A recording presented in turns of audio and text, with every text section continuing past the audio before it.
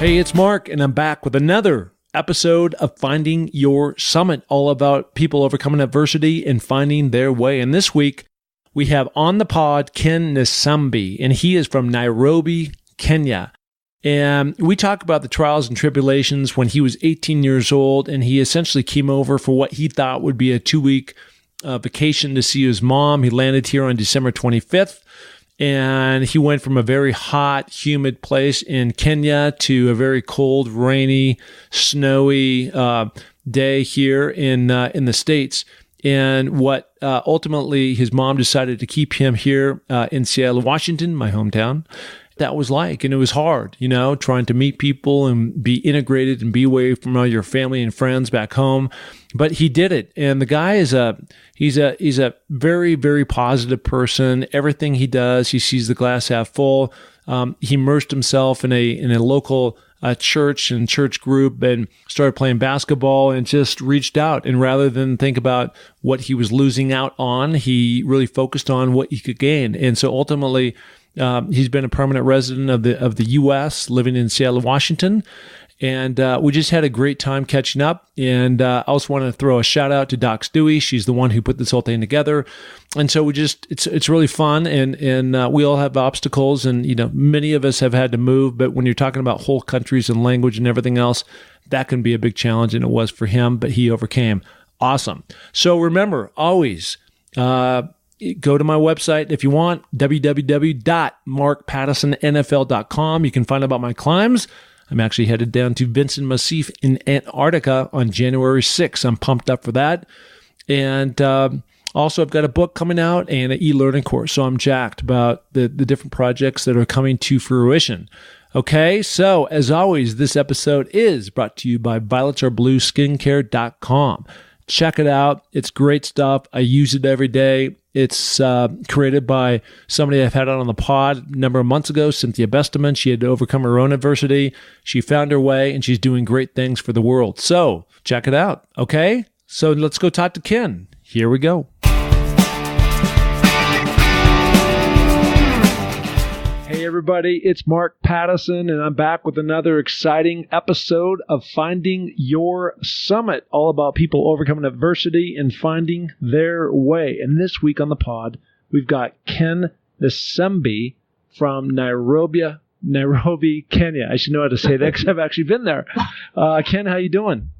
I'm doing good, Mark. How you doing? Yeah, the thing that's exciting are two things. Number one, I have been to Kenya. I've been to Nairobi. I flew through there en route to Tanzania about 7 years ago, and it was complete chaos when I entered the airport. I didn't know if I was actually going to make my transfer, but I did. But I got just a little taste of looking out the window and seeing your hometown. The beautiful part is right now I'm beaming from Sun Valley, Idaho, all the way to my hometown is where you're at, which is Seattle, Washington. So bunch of connection points here.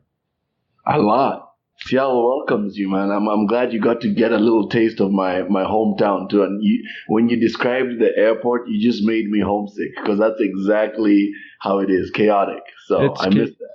Yeah, I mean, I couldn't believe it when I landed. It was like an open market inside the like a farmer's market you go to here, where there's just people selling their goods and services, and yes, and it was just like wow. So, but anyways, I survived it. It was all good, and I found the people of East Africa to be so gracious and so amazing, and grateful for the things that we were doing down there at the time. Actually, last year I went back and it was part of Water Boys, so helping to build water wells for the people of the Maasai tribe.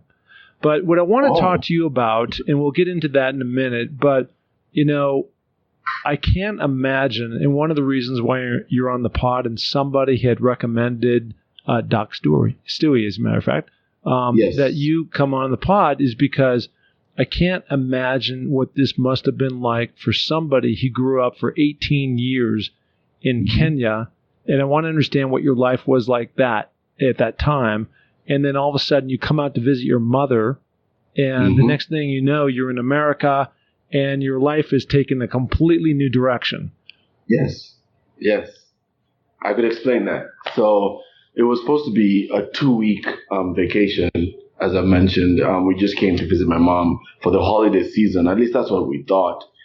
And I mean, America is the land flowing with milk and honey. At least that's how some of the rumors are. And I'm sure when you're visiting, they look up, they look at, they're like, hey, Americans are here. They love Americans. Yeah. So there's a lot looked up to because of what the TV show and what culture shows. So we were looking forward to coming, but we had no idea we were staying for I'm still here. Yeah. I'm still here in my hometown since I landed in 2001 of December. But it was a cultural shock because and I like that I can go back and forth. I like that I can go back and forth with you because you know culture in Nairobi, you know culture in Tanzania, where you go to your neighbor's yard and you're able to get sugar.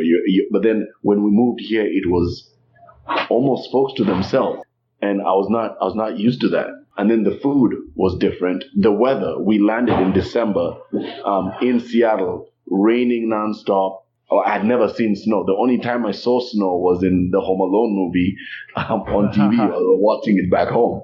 So there's so many things I had to get adjusted to. And the language, my accent is still thick, and the American accent, just have to kind of switch some of the words that I say so that people could understand, because we have the British English and you guys have the American English, and also adjusting from metric system too.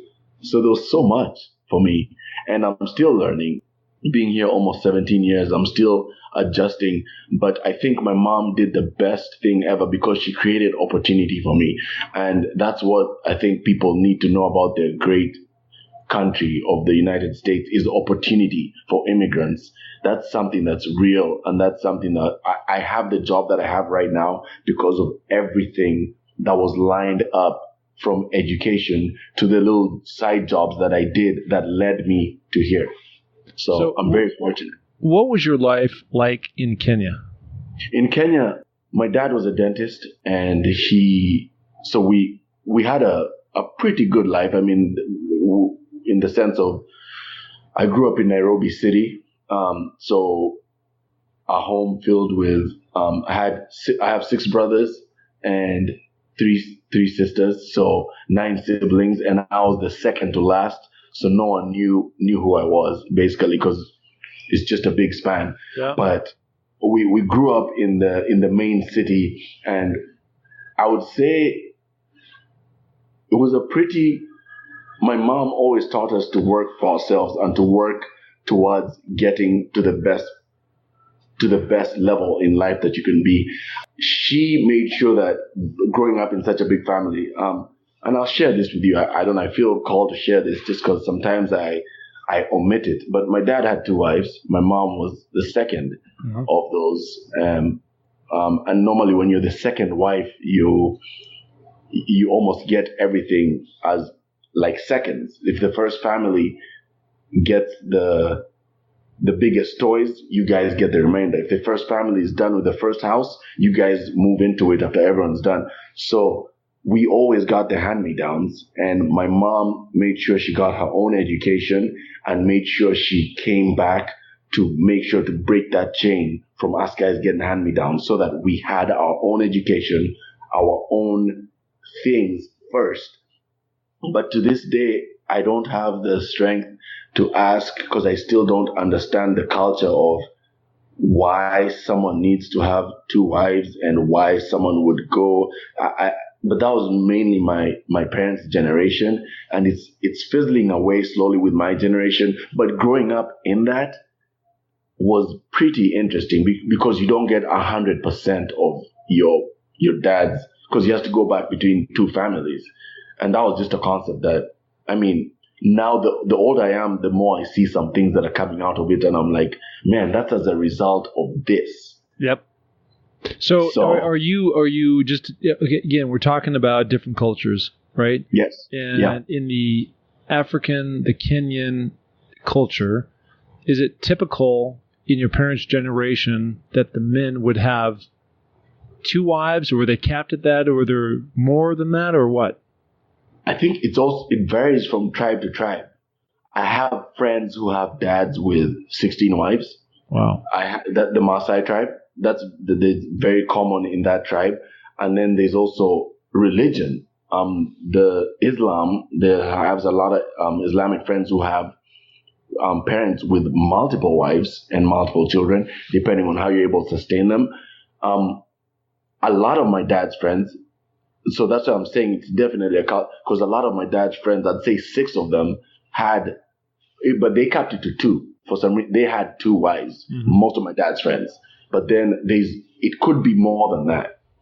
I mean, as you know, I'm a married man, and I know one lady is challenging enough. Yeah. And I'm challenging enough. So I can only imagine how my dad did it with 2, and how my mom was able to go into something, because I'm sure if you're a jealous lover, I mean, I don't know how you'd go into something, but some of it is sustainability. So yeah, I mean, look, I can't imagine this. I mean, it's course management, and I find myself now divorced, and I'm not happy about that. But it's just trying to manage multiple relationships at one time can be challenging for anybody. So absolutely. So what was your dad like?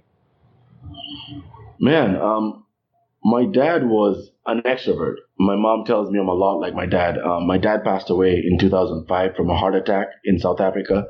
He was a people person. I mean, he had 3 choirs and he'd bring them to the house on Saturdays and Sundays, and like, hey, my mom, could you please whip up some meal? The folks are in town, or like, so our house was just like the spot to be, the community spot, because he was such a people person, loved people, smart gentleman. He studied and got his degree in Manchester United. That's why Manchester is one of my favorite teams in the English league. He was able to get high education. So my dad had the life that he tried to avoid for us guys. He grew up in the village. My mom grew up that's why I have mad respect for my parents. They had the life that most people think all of my college students thought that's the life that I had. And I played that card when I was in college. I'm like, if you guys think I'm from the village and that gives me cool points, then yeah, I will. But my dad came from the village, worked hard, came into the city, got his bachelor's, studied, went to the UK, and then came back to start becoming one of the greatest dentists in Nairobi. So he was a very hardworking person and believed in education.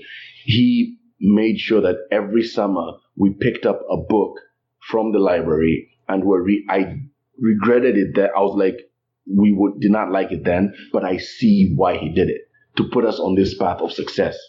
And I'm very fortunate that we had that as an example, because sometimes folks come in from back home and you're like, man, I'm the first one to go to college. I had such a standard that was set so high that my dad was a doctor, and trying to get to that level of knowledge and that level of education was always a challenge through.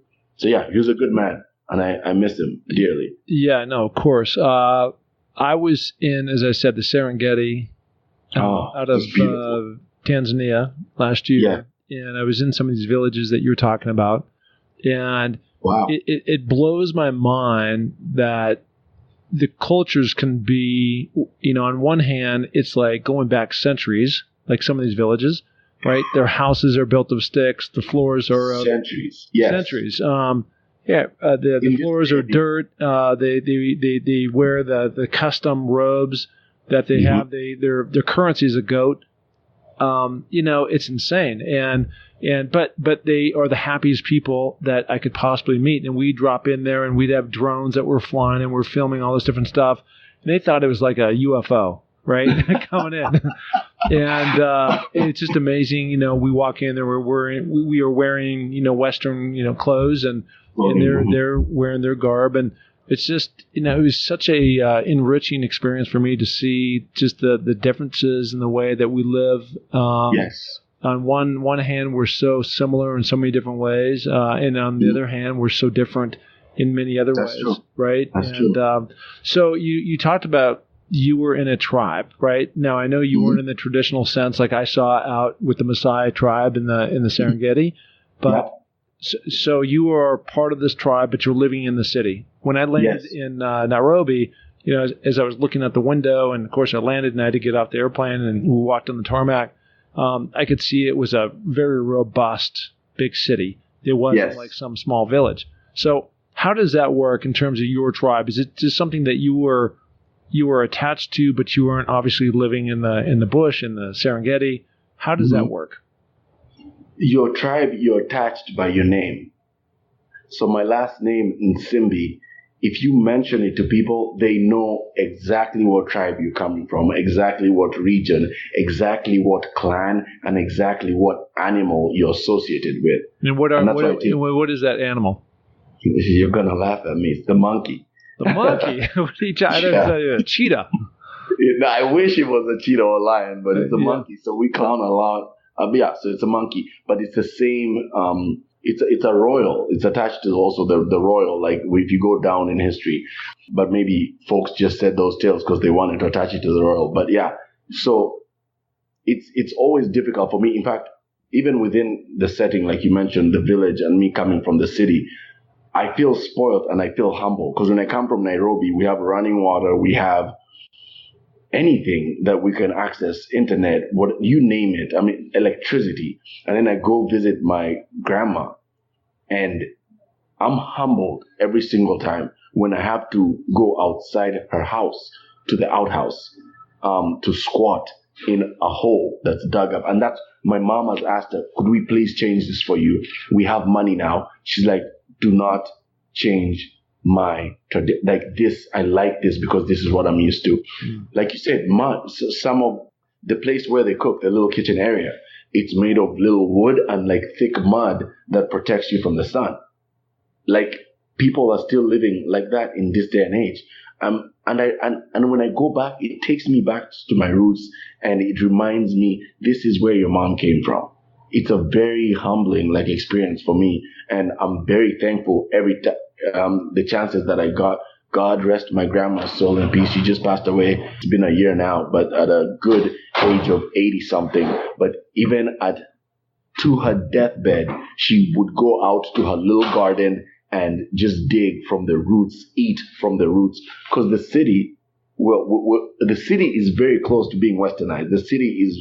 I was shocked when I went to Nairobi, I think in 2015, going to one of the stores and I saw 2% milk.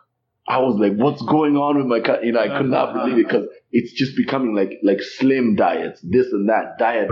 That was never the case when I grew up in Nairobi. Yeah. So yeah, a lot of cultural shock within my culture from city to village. Yeah, no, I get it. So explain how your mother, so you're there for 18 years, right? Yes. So from the time that you're born till you're 18 years old, till you thought you were going to come over for 2 weeks. Your mom is residing in Seattle, correct? Seattle, yes. Yep, my hometown. And yes. Had to slip that in. And so how was it then that your mom was living here full time, yet you were, in Nairobi? Who was raising you there, and how was she allowed to be here in the States? I mean, how did that whole thing go down? That's a great question. So my mom left us with what you would call an auntie or a house help. You never address your house help by their name, so you call them aunties. So my mom was, she left us with a helper, a guide. So, and I was 16 when she left us. My brother and I, because my other brother was in boarding school, and then the rest had already grown out and left, because we are the 3 youngest ones, and the rest are out, married, all that. So she was able to come to, and she would send money, because a lot of immigrants, a lot of families that come to the States from foreign countries send money back to their families back home through Western Union, through relatives. And that's how she was able to sustain us. But she was working a nanny job here, and the dollar goes a long way back home, especially, in fact, recently when I went back, $1 is equals 100 Kenya shillings. $1 would buy a pop over here. Back home, it would buy you the crate of pop. So I'm giving you some, and you've spent some money back home. So, So yeah, she was able to leave us with a maid and send money to her to make sure she paid for our school, to make sure we're clothed, and also make sure that we're fed, and had aunties and relatives check in on us to make sure that, and the church raised us as well. We had a very good relationship. What was that motivation that got her to, how did she get to the States? I mean, obviously she took a plane, but where was that in her being where she's going, you know what, I want to leave my home country, Kenya, and there's opportunity, and you have to go through all the immigration, you have to get a visa, you have to get all these different things, right? Yeah, gotcha. You're right. So she got a lottery. Have you heard of the lottery term where folks win a lot? You put your name in and then you get a lottery and you're able to get a visa. Yeah. She was fortunate enough to get a lottery and she saw that opportunity because my dad had moved almost like semi-permanently to South Africa because his business wasn't doing good in Nairobi. So they were doing a long distance relationship. She went to South Africa and she was like, you know what?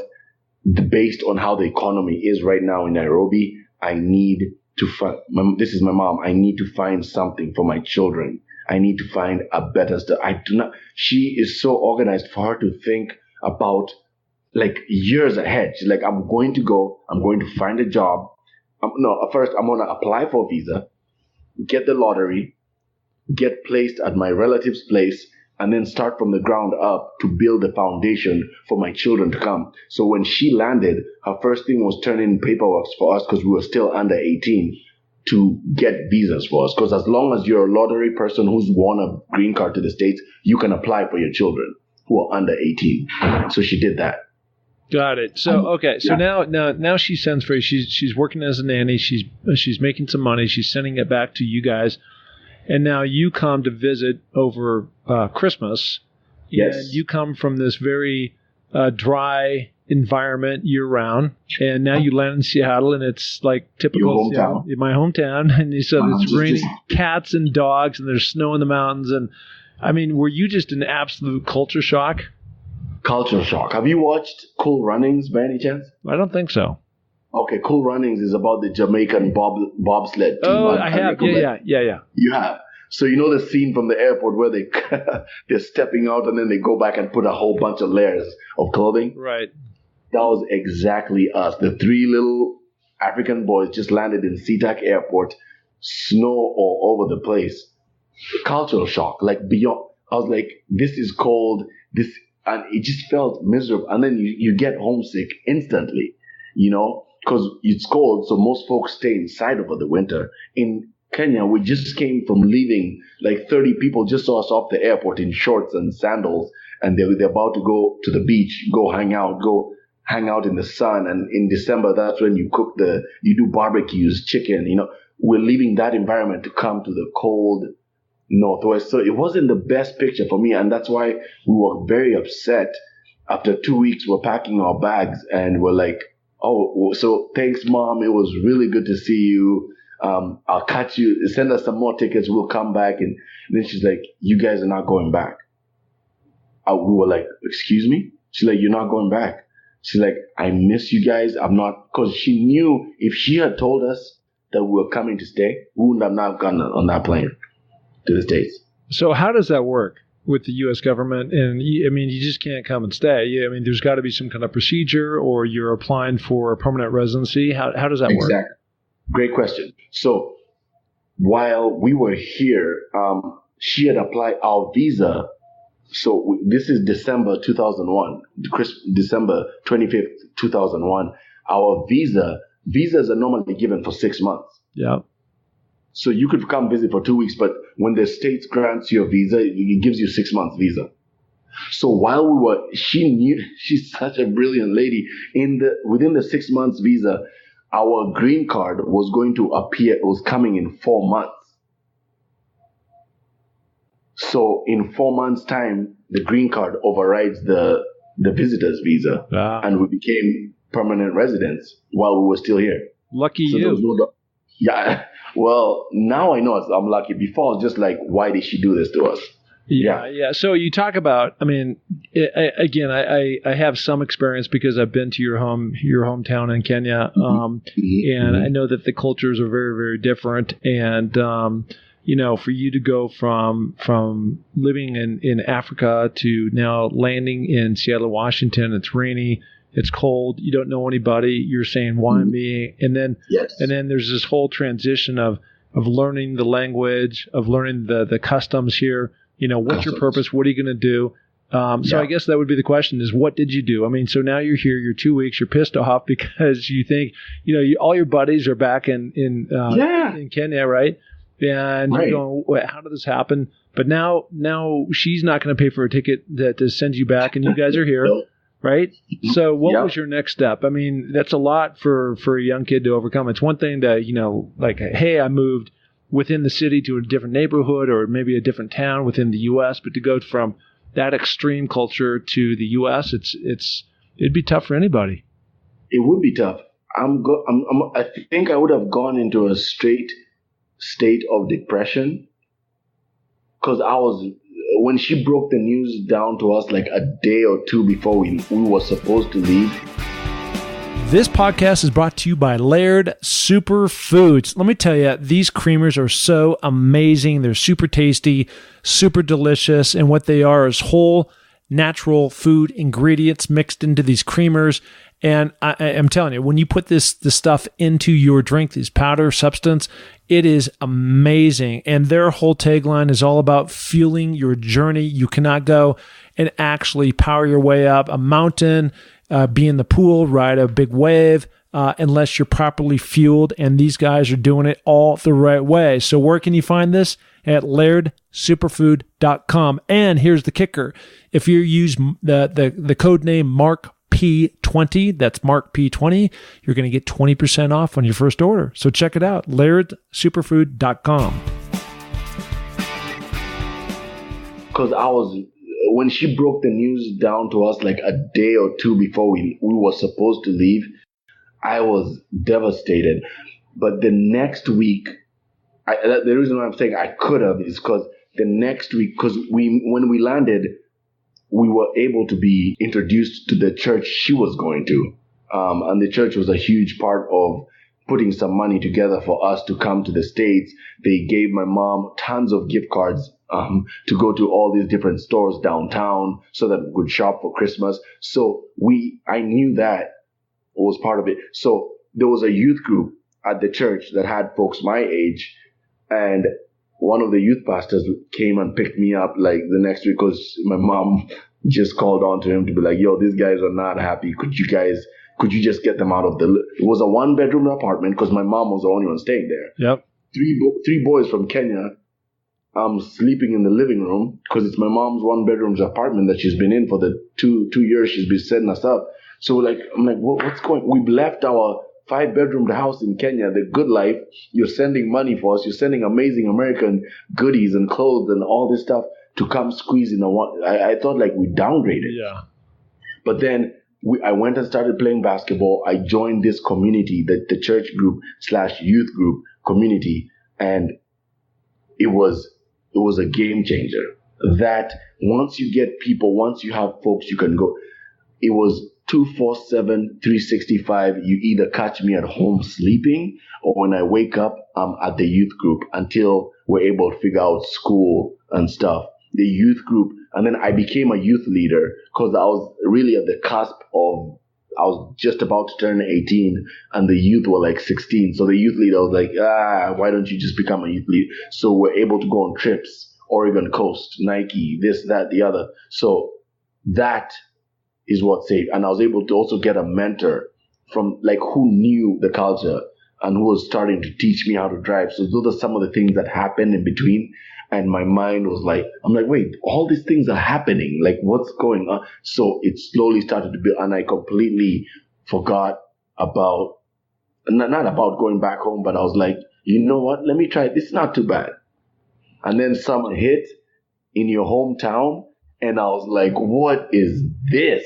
This is like back home. Yeah. So complete change. Yeah, well, you found your purpose, it sounds like, and you just had to be open to change and having new things come into your life and new people. And I found my purpose. Yeah, right. Yeah. So what church were you affiliated with? What part of town? And what school did you end up going to? I'm glad it's a good thing you're from here. So when I said neighborhood, you'd be able to be like, so the South End Rainier Avenue. Yep. The church is Rainier Avenue Church. It's right by it's on Rainier and Juno, right across from the fire station. Okay. That's on there. So that's Columbia City, Hillman City area. Yeah, it's kind of down by Garfield High School down there, right? Yeah. What else do you want to know? That's your hometown. You have not forgotten us. That's no, good. not at all. And I'm proud of you, man. Yeah. Thank you. So that's the church. I landed in 2001. I'm a drummer, so I joined the drum team, and I've been playing for them ever since. And a school, I graduated from the University of Phoenix with my Bachelor of Science in Human Services, but I also got the privilege and honor of being able to stay on the Seattle Pacific campus through a housing scholarship that one of the pastor's wives was able to get for me. So I went to Seattle Central for my prerequisites, finished at University of Phoenix, but my whole college life was on the Seattle Pacific University College campus because I lived there. Yeah. So that was the best case scenario. And in fact, I feel like if they send me alumni packages from SPU because living there, I just got so into the community that I'm like one of them. I consider SPU my home just because it really, those were my growing years in college because I was able to interact with a lot of the students there as I was going to school at Central. Well, while you're at Central, just up the street there is Dick's Drive-In and great cheeseburgers, fries, and chocolate shakes, right? The deluxe cheeseburger. You get a deluxe every time. Wait, when's the last? Yes. How long? Just don't forget. I can also tell you things about your hometown in Nairobi. I bet you can. Yeah. My God. I'm very observant. You just brought up Dick's. You put a smile on my face. Well, I always go up and I say I take a chalk, a fry, and a cheese, and say they know exactly what I'm talking about. They know exactly what you're talking about. Oh yeah, it's all good. So that's right, exactly where Seattle Central is. Right, you just hit the. I'm telling you, it's like 2 minutes walk from Seattle Central. Oh, you're around the 50-yard line. I am. Right. Yeah. So tell me what you're doing now. Right now, I'm the youth programs coordinator for King County Housing Authority, and I serve on 2 boards with New Horizon Ministries and World Relief Seattle. So I'm on the advisory council on World Relief because that's my passion, youth. And like you said, I found my purpose when my mom was able to. I was able to stay. I joined the youth group. I was like, this is the population I want to work with. This is the group I want to work with. And ever since I worked for Boys and Girls Club, I worked for, I did Alaska Airlines to get my customer service for a while. And then I went back to working with youth. So I've worked with the homeless youth for 6 years at New Horizons. And then they invited me to join their board. And then World Relief, I have a passion for immigrants because of my story of coming to the States. And mine is actually not even as tough as some of the stories that some folks we came willingly to come visit. That's privilege. There's some folks who come because they're coming from war-torn countries. Yeah. So I feel highly privileged to be on the advisory council and to be able to speak to be able to be a part of something that welcomes the folks here safely and settles them in homes like I settled, just being able to be a part of, because I've been able to hang out with some of the folks that are settled in and just teach them, you want to learn bus routes. You want to learn how to drive as fast as you can because you're getting around, or the bus system, whatever it is. But that's what I do right now. And I'm able to work with young men and women, K through 12, and just make sure that they have quality after school programs, and also have an idea of what am I going to do beyond high school, beyond college. So I partner up with a lot of communities. Doc Stewie, amazing lady who's able to create resources for young folks to be able to walk them through and make sure that they succeed in life. Yeah, well, she's always been a very amazing soul. I first got to know her back at the University of Washington when she was working helping as a tutor with the academic program, and I was just one of a million, kids going through there trying to figure out my way, and she was there helping out somebody else named Gertrude Peoples, and she just was. She's always been that way, just looking to help people, and certainly it sounds like she's done that with you on your end. I think it's just so amazing that you were open to change. You were open to not having a certain kind of mindset about being pissed off and being resentful to your mother, but rather you were open. You got involved in the community by going down to the youth center, You started playing hoops. You got involved in going to college. And then slowly, it's it just seems like such a natural fit with so many different immigrants coming and not knowing what to do on day one. They're just like, okay, where do I go? And having that resource to be there for them, to give them direction. And then slowly and slowly they become integrated within the community, and off they go and they figure out their own deal. But, we all need mentors. It doesn't matter what age you are. You're talking about K through 12. But we continue to need that from you going into college. I've got two daughters, 19 and 22, and people in their 50s and 60s, right? And if you're not growing, you're dying. Yes, that's true. Yeah. So, anyways, I continue to try to grow myself, and it's just amazing the amount of people that I get to be exposed to, like yourself. And I find it also so courageous that you were able to come over here and again successfully transition. And the bottom line is you're doing something very positive in the world, and you're giving back. And I call it paying forward, right? Yeah, thank you. Yeah. That's because it was given to me. Well, it's the gift that keeps on giving, and it's just we all have to figure out our way, and once we do, you turn around in line and help the next person along. Yes, agreed. Yeah, and I'm thankful. I mean, like I was reading, I wish I get to do some of the accomplishment that you've done. I mean, you touch a lot of people, Mark. And that's why I was excited to talk with you. And just because I want to keep growing, I want to get to the peaks that I've seen you climb. I want to reach as many young people, as many people in general, to share some of the giftings that I have, and also to make sure that folks are just have access. You're creating access by what you're doing in Tanzania. You're creating access by your podcast, by the people that you reach out to and talk to.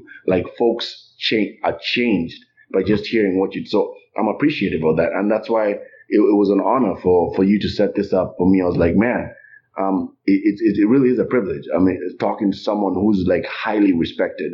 Doc Stewie gave you raving reviews. I was like, man, I hope I get a chance to talk with Mark and just kind of go back and forth and see what's going on. So thank you. I appreciate that. Yeah, no, I appreciate that. You saying those kind of words. I think I didn't put that much thought into it at the time when I came up with this whole idea of the name of Finding Your Summit. But, the further I've kind of got into all this, it's really metaphorical. And for me, I've kind of defined it, in my life at least, as by the decade. And it seems like there's not just one summit, there's multiple summits. Yes. And it's keeping the reach. And at one point in my life, I was trying to become a professional football player and a college football player. And that was kind of my life then. And then I had family, and then there was business, and then climbing mountains and doing podcasts. And so things keep evolving and changing. And I'm not where I want to be today, but I know there's just great things ahead down the road. And that's why I keep reaching and keep trying and keep, pursuing these different goals and dreams. And it sounds like you're doing the same thing. And along the way, you end up, actually affecting change and changing people's lives. And it's a beautiful thing when you get something back, and I'm sure you get the affirmations from some of these different kids or their parents that come back to you and talk to you. And for me, I get email from Doc or from somebody else that says, hey, Mark, this episode's really touched me because of blah, blah, blah, blah. I went through something very similar. Mm-hmm. I have a question for you, if you don't mind. I just turned 35 and celebrated this past Sunday. Happy birthday. Thank you. 35 feels good, and my motto is 35 and just trying to stay alive. I'm doing more than that. My friends are like, you want to do more than just stay alive? Yeah. I'm like, okay, I'm going to change my motto, but it rhymes. Yeah. So anyway, so at 35, I'm like, because you mentioned, it's funny you mentioned that you've achieved some people would stop at achieving being an NFL player. That's in itself, they would stop there. But you went, like you said, you want to keep climbing your peaks. So that's impressive that you're not stopping. You don't even look like you're anywhere done to what you want to achieve. But my question to you is, because I'm at 35 and I was like, what's my next step? When did you know, from the NFL, what guided you to move on to the next step? Because that's one thing that sometimes I struggle with. I'm like, should I stay here? Should I continue? Should I be doing this? Should I be doing that? What helped you with that? Well, I think all these things that I've done, college football, into the NFL, then starting these different businesses that have been successful, climbing mountains, they're all connected in a way. And I don't wake up in the morning and look at the mirror and say, you're one impressive dude, because it's my life. And it's just, right. I happen to be given certain talents, and those talents allowed me to go down the football path. And I just kept going and going and going. But what drove that was maybe it was fear of failure, and so I ended up working out harder than anybody. Now, I'm not saying that there weren't other guys that were working out as hard as I was, but there was nobody who worked out harder. When the lights turn off, I'm still the guy running up and down the stairs. And I've kind of taken that same approach throughout my life. And as I look back on my life, I'm not talking about how you or somebody else sees my life, but I really don't think I've accomplished that much. I know there are certain things that are out there that I've done that many people can't, but there's a lot of things that I can't do, become an astronaut or I haven't been on boards and stuff like that. And so I think every day I wake up, I have a vision board. I have one on my refrigerator, and I have one in my bathroom, and I have exactly what I want to accomplish and how I want to get there. And so I have constant daily reminders of where I'm trying to go. Now knock on wood, like on climbing the 7 summits and trying to become the first NFL player to do that. As I look at it now, I've done 5 mountains. I've got 2 to go. I'm going to Antarctica in January, and then climb Mount Everest, after that. And then people have said, well, after that, are you done? No, I'm going to go ski to the North Pole, and I'm going to ski to the South Pole. And am I done after that? No, I'm going to go climb the highest peak in every state. And as I look at that, and as I keep kind of going out and like resetting the goal and resetting the goal and resetting the goal, things just keep coming. Beautiful things keep coming.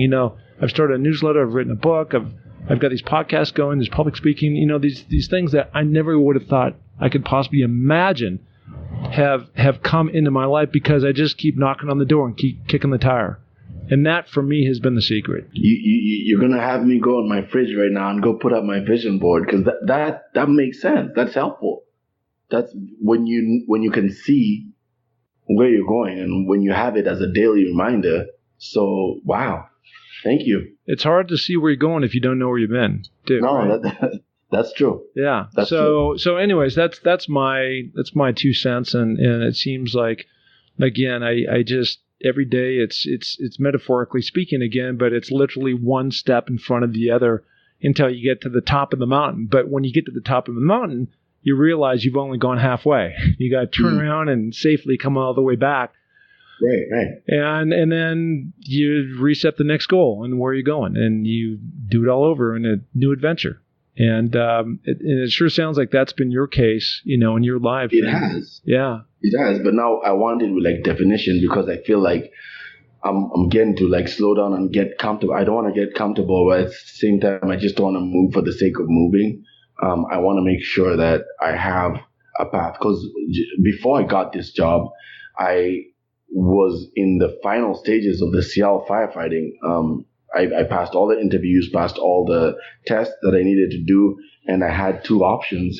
The job that I have now that has 8-hour shifts, or Seattle Fire Department, which was going to be, whatever shifts that they give me. And this one, I work with young people, population that I have control of. And of course, the Seattle Fire Department, the reason why I did that is because of how tender they worked with the homeless population when they came to my drop-in floor. Whenever I'd call them for an OD or alcohol poisoning, they'd come in, and the young people look at firefighters in a more safe way than they look at the police.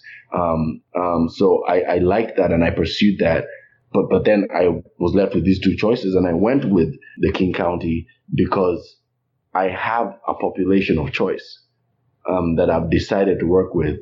Yeah, and certainly when you have change and you go forward and do something slightly different, you can always change it back, right? So sometimes people always talk about, I'm scared of change. Well, it doesn't have to be necessarily permanent. No, that's why it's changed. You could change it back. Yes. Yeah. So listen, I'm going to wrap this up. It's been great to talk to you. And if people want to learn more about your story, where can they find you? People can find me on Instagram. People can find me on Facebook. What's your handle? Facebook is my first and last name, and that's actually going to give them a lot of details. Okay. Because there's a series that I did about the misconceptions that people do about my home country. So the pictures are all on there and documented. That's awesome. And that is Ken Nsimbi, and we're going to put that in the show notes. Okay, buddy? All right. Listen, hey, thank you so much. It's been very enlightening and informative. And again, I really throw a shout out to Doc Stewie for recommending you. And, it's been great talking to somebody from Seattle, my hometown. Hey, thank you so much, Mark. And good luck with the 2 summits left. You're going to do it. Thank you, buddy. Hey, and thank you so much for listening to the Find Your Summit podcast. We are so glad to have you along for this journey. And if you enjoy the show, please tell a friend, share it on iTunes, spread it to the planet. We're looking to broadcast this to every person that is out there because, as you know, everybody has their own summit that they're going after.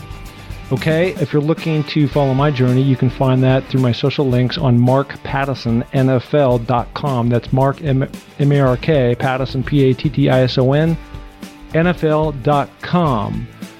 So, until the next podcast, just remember, clear eyes, full hearts, and remember, it takes a little more to make a champion, so make it happen.